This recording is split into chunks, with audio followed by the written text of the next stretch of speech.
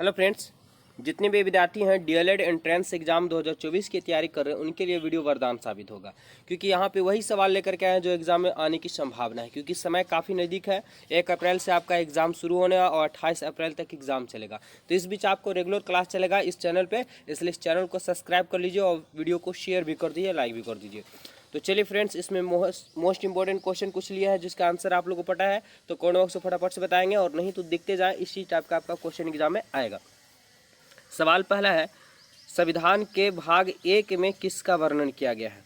क्या राज्य के निर्देशीय तत्व का, या संघ और उसके राज्य क्षेत्र का वर्णन किया गया है, या मूल अधिकार का, या नागरिकता का?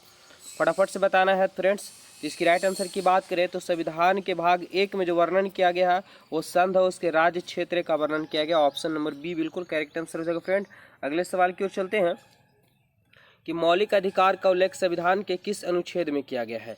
किस अनुच्छेद में किया गया है? इसकी राइट आंसर की बात करें हम तो ऑप्शन आप लोगों को पता है, हम ऑप्शन बार बार नहीं बताएंगे फ्रेंड्स, इसलिए जल्दी जल्दी क्वेश्चन, समय कम है।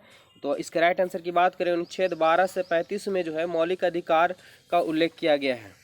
चलिए फ्रेंड्स, अगले क्वेश्चन की ओर। बेहद ही खास क्वेश्चन है क्योंकि ये सवाल बार बार पूछे जा रहे हैं एग्जाम में। भारतीय संविधान में मौलिक अधिकारों को किस देश के संविधान से ग्रहण किया गया है?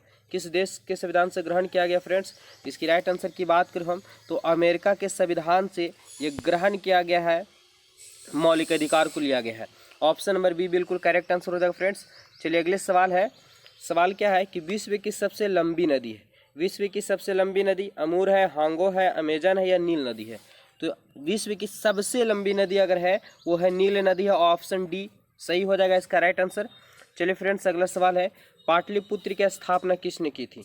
पाटलिपुत्र की स्थापना किसने की थी? तो पाटलिपुत्र की स्थापना फ्रेंड्स ये बड़ा कन्फ्यूजन सा है। इसकी राइट आंसर बात करें अशोक के समय पाटलिपुत्र का विकसित बहुत हुआ था, इसे उसे समय जाना जाता है। चलिए फ्रेंड्स, अगला देखते हैं। अगला क्वेश्चन क्या है, 15 अगस्त 1947 के बाद भारत का कौन सा भाग पुर्तगालियों के अधीन रहा था? पुर्तगालियों के अधीन रहा था, कौन सा भाग जो है पुर्तगालियों के अधीन रहा था? तो ये रहा था फ्रेंड्स गोवा। गोवा जो है वो 1947 के बाद पुर्तगालियों के अधीन रहा था। Option number A correct answer हो जाएगा फ्रेंड्स। चलिए फ्रेंड्स, अगला क्वेश्चन फटाफट से देख लेते हैं। किसके काल में अलबरूनी भारत आया था? किसके काल में अलबरूनी जो था वो भारत आया था फ्रेंड्स, बताना फटाफट से। तो मोहम्मद गजनबी, ऑप्शन ए। अगर आप लोग ऑप्शन ए बता रहे हैं, जिनको आंसर पता है कमेंट बॉक्स में फटाफट से बताएंगे ताकि पता चलता रहे कि हाँ आपको पता ही है। मोहम्मद गजनबी के समय जो है अलबरूनी भारत आया था। ऑप्शन ए बिल्कुल करेक्ट आंसर हो जाएगा। चलिए फ्रेंड्स, अगला सवाल देखते हैं क्या है। हंटर आयोग की नियुक्ति कब की गई थी? हंटर आयोग की नियुक्ति कब की गई थी? क्या होगा इसका राइट आंसर? तो हंटर आयोग की नियुक्ति जो की गई थी जालियांवाला बाग हत्याकांड को जांच करने के लिए हंटर आयोग की नियुक्ति की गई थी। राइट आंसर की बात करें फ्रेंड्स, ऑप्शन नंबर बी 13 अप्रैल 1919 को जालियांवाला बाग हत्याकांड हुआ था। अगला क्वेश्चन है कि भारतीय राष्ट्रीय कांग्रेस की अध्यक्षता करने वाले पहले अंग्रेज थे। पहले अंग्रेज कौन थे इससे पता है? तो भारतीय राष्ट्रीय कांग्रेस की अध्यक्षता करने वाले पहले अंग्रेज जो थे वह जॉर्ज यूल थे। जॉर्ज यूल, यूले भी लिखा जाता है कहीं कहीं, जॉर्ज यूल थे। ऑप्शन नंबर ए बिल्कुल करेक्ट आंसर हो जाएगा फ्रेंड्स। चलिए अगला सवाल है कि सन 1919 में अखिल भारतीय खिलाफत कमेटी का अधिवेशन हुआ था। कहाँ हुआ था? इसकी राइट आंसर बताना है। तो ये हुआ था दिल्ली में। कहाँ हुआ था फ्रेंड्स? दिल्ली में हुआ था। Option B. अगर आप लोग का बी है तो बिल्कुल सही है इसका राइट आंसर। अगला क्वेश्चन है कि निम्नलिखित में कौन सी नदी समुद्र में नहीं मिलती है? समुद्र में नहीं मिलती है तो लूनी नदी जो है समुद्र में नहीं मिलती है फ्रेंड्स। ऑप्शन बात करें सी बिल्कुल इसका करेक्ट आंसर हो जाएगा। अगला सवाल है कि भारत की प्रथम महिला राष्ट्रपति कौन थी? भारत की प्रथम महिला राष्ट्रपति कौन थी? ये तो सभी को पता होगा फ्रेंड्स, फटाफट से बताइए। तो प्रतिभा देवी सिंह पाटिल जो है भारत की प्रथम महिला राष्ट्रपति थी। चलिए अगले क्वेश्चन की ओर चलते हैं फ्रेंड्स।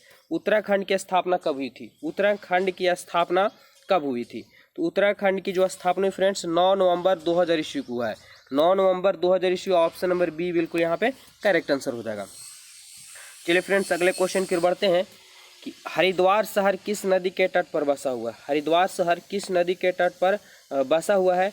तो राइट आंसर की बात करें फ्रेंड्स तो ऑप्शन नंबर सी बिल्कुल सही हो जाएगा इसका। गंगा नदी के तट पर हरिद्वार शहर बसा हुआ है। चलिए फ्रेंड्स, आगे बढ़ते हैं अगले क्वेश्चन की ओर। और दिया हुआ है कि दिल्ली शहर किस नदी के तट पर स्थित है। दिल्ली शहर किस नदी के तट पर स्थित है। राइट आंसर की बात करें फ्रेंड्स तो ये दिल्ली जो है ये यमुना नदी के तट पर स्थित है। ऑप्शन की बात करें तो ऑप्शन नंबर ए पटना जैसे हुगली नदी के तट पर स्थित है।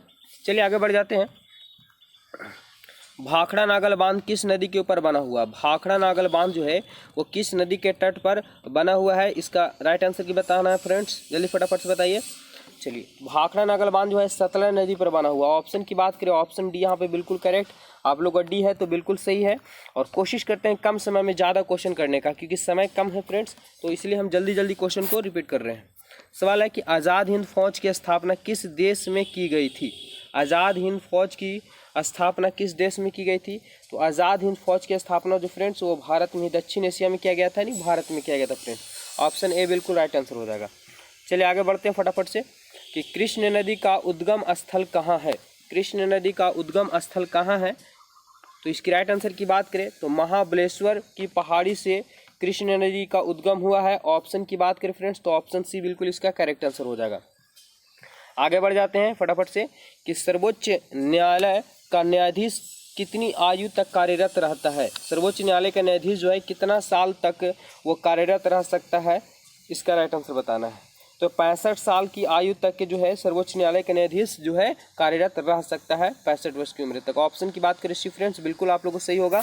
मुझे पता है ये आंसर बहुत ही इंपॉर्टेंट क्वेश्चन है टोटल। अगला सवाल फ्रेंड्स फटाफट से बताना है, निम्नलिखित में से किस ग्रह को विशाल गैस के रूप में जाना जाता है। गैस के रूप में जाना था, विशाल गैस के रूप में जाना जाता है।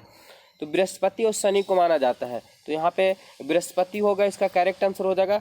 तो बृहस्पति पहला स्थान पे, दूसरा स्थान पे शनि आता है। तो इसकी राइट आंसर की बात करें फ्रेंड्स तो डी हो जाएगा। वीडियो अच्छा लग रहा है तो वीडियो को जरूर लाइक कर लीजिए और चैनल को सब्सक्राइब कर लीजिए। इस पर रेगुलर अब आप लोग का क्लास चलता रहेगा फ्रेंड्स। निम्नलिखित में से कौन सी नदी दक्षिण गंगा के नाम से प्रसिद्ध है। दक्षिण गंगा के नाम से प्रसिद्ध है फ्रेंड्स, फटाफट से बताना है। तो गोदावरी जो है दक्षिण गंगा के नाम से प्रसिद्ध है। ऑप्शन की बात करें बी, इसका करेक्ट आंसर हो जाएगा। चलिए फ्रेंड्स आगे बढ़ते हैं फटाफट से। देखिए वेल्डस घास के मैदान संबंधित है। क्या पूछा है कि वेल्डस घास के मैदान संबंधित है, यानी किससे संबंधित है, कहाँ पाया जाता है वेल्डस घास।